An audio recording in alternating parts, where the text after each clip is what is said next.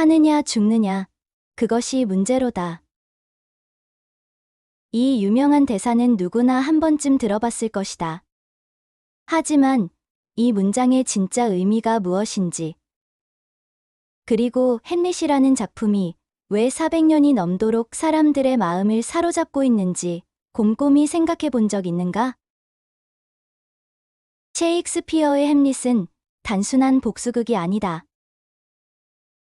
이 작품은 인간 존재의 불안, 선택의 고통, 진실과 거짓의 경계, 그리고 광기와 이성 사이의 줄타기를 그린 심리극이자 철학극이다. 지금부터 우리는 햄릿의 시대적 배경과 줄거리, 그리고 인상 깊은 장면들을 따라가며 이 작품이 말하고자 하는 진짜 메시지를 함께 들여다보려 한다. 햄릿은 대략 1600년경에 쓰인 작품으로 영국에서는 엘리자베스 1세 여왕이 통치하던 르네상스 절정기의 산물이다. 이 시기는 종교적 권위와 봉건 질서가 흔들리고 인간 중심적 사유가 대두되던 전환기였다. 작품 속 배경은 덴마크 왕국이지만 셰익스피어는 이를 통해 당대 영국 사회의 변화와 혼란을 비추었다. 왕위 계승의 불안, 권력의 음모, 종교적 회의, 그리고 인간의 존재에 대한 철학적 고민이 햄릿 전체를 관통하고 있다. 햄릿이 겪는 내적 갈등과 고민은 단지 개인적인 것이 아니다. 그것은 중세의 종말과 근대의 탄생이라는 시대적 긴장 속에서 나오는 보편적 고통이었다. 햄릿은 덴마크의 왕자다. 그는 부왕이 갑작스럽게 죽고 곧바로 어머니 거트루드가 삼촌 클로디어스와 재혼하자 충격에 빠진다. 그런데 어느 날 밤 죽은 부왕의 유령이 나타나 햄릿에게 충격적인 사실을 말해준다. 나는 너의 삼촌에게 살해당했다. 그가 독을 내 귀에 부어 나를 죽이고 왕위를 빼앗았다. 햄릿은 분노하지만 바로 행동하지 않는다. 그는 확신을 얻고자 미친 척 행동하며 궁 안의 진실을 파악하기 시작한다. 이 과정에서 그는 연인 오피리어를 멀리하고 친구들을 시험하며 어머니와도 격렬한 대립을 벌인다. 그리고 가장 유명한 독백이 여기서 등장한다. 사느냐, 죽느냐, 그것이 문제로다. 고통 많은 운명의 돌팔매를 맞느니 차라리 무기를 들고 고난을 끝내는 것이 옳은가. 햄릿은 단순한 복수를 망설이는 것이 아니라 인간 존재 자체에 대한 근원적 질문을 던지고 있다. 살아간다는 것은 고통을 감내하는 일이며 죽는다는 것은 미지의 세계로 떠나는 것. 그 어느 쪽도 쉬운 선택이 아니다. 햄릿이 클로디어스가 죄를 고백하는 장면을 엿보는 장면은 스릴과 심리적 긴장이 최고조에 달한다. 햄릿은 그를 죽일 기회를 잡지만 이렇게 말한다. 지금 그를 죽이면 그는 기도 중이야. 그러면 천국에 가게 되잖아. 아버지를 지옥으로 보내놓고 이자는 천국이라니. 그건 공정하지 않아.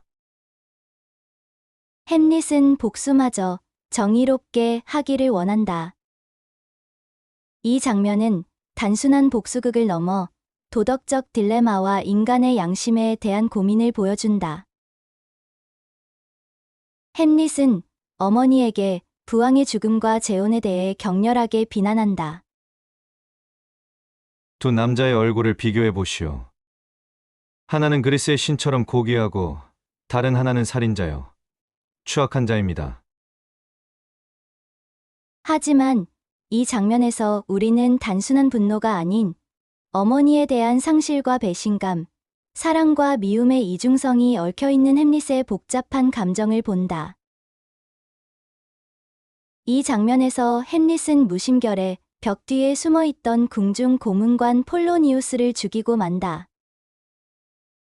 이 사건은 이후 오피리어의 광기와 비극적 죽음으로 이어지며 궁정 전체의 균열을 만든다.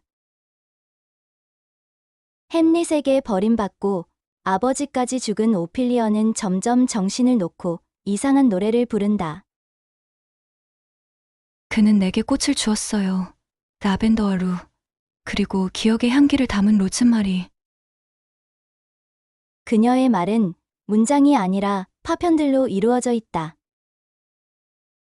이 광기는 햄릿 전체를 뒤덮고 있는 인간 정신의 불안정함, 고통 속에서 무너지는 한 여인의 상징으로 해석된다. 결국 오피리어는 강물에 빠져 죽는다.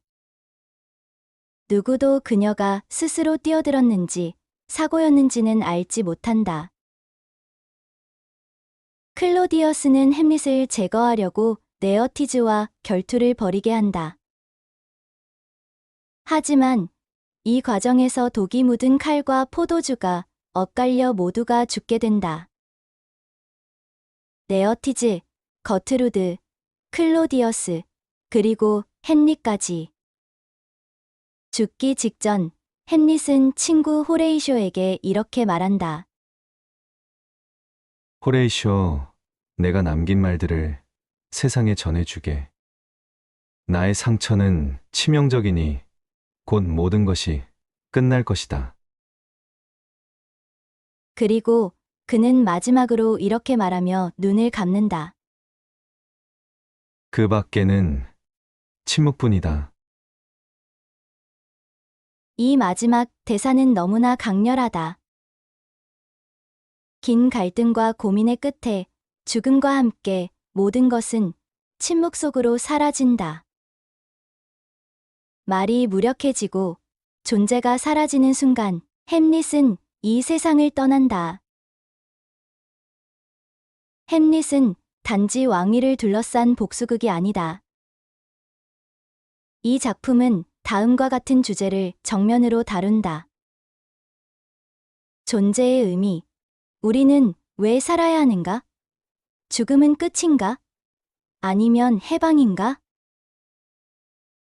행동의 유해, 확신 없는 행동, 도덕적 판단의 딜레마는 인간의 본성이다. 진실과 연극, 궁정은 거짓과 위선의 공간이다. 햄릿은 그 안에서 진실을 알아내기 위해 연극을 활용한다. 광기와 이성, 햄릿은 미친 척하지만 그의 말은 가장 이성적이다. 반면 이성적인 사람들 속에서 진짜 미친 자가 생긴다. 햄릿은 나라는 인간을 탐구하는 작품이다. 철학적이고 심리적이며 동시에 극적인 모든 요소가 살아있다. 그래서 우리는 지금도 햄릿의 고민을 공감할 수 있다. 햄릿은 말한다. 사느냐 죽느냐, 그것이 문제로다. 하지만 진짜 질문은 어떻게 살아야 하는가? 하는 것이다. 당신은 지금 확신을 가지고 살아가고 있는가? 무엇을 위해 고민하고 무엇을 위해 머뭇거리는가? 햄릿은 말한다. 행동은 천국의 대리인이며 죄의 고발자다. 생각만 하고 행동하지 않는다면 그 생각은 무의미하다. 우리 모두 삶이라는 무대 위에 서 있는 배우다. 그렇다면 당신은 오늘 어떤 연기를 할 것인가?